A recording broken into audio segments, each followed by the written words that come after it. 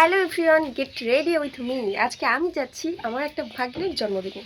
তো একদম সিম্পল একটা এটাকে কি বলে, ওয়ান পিস না টু পিস, যাই হোক এটা পরে নিয়েছি সিম্পল। আর রাত্রির এখন বাজে 9টা। শুধুমাত্র আমার বড় মশাইয়ের জন্য অপেক্ষা করেছিলাম, এই জন্যই এতটা দেরি হলো। যাই হোক, ভিডিওটা কন্টিনিউ দেখতে থাকো, কেউ স্কিপ করো না। এই হচ্ছে আমার ভাগ্নে। আসলে এই বড়, এবার সম্পর্কটা তোমাদের একবার বুঝিয়ে দিই।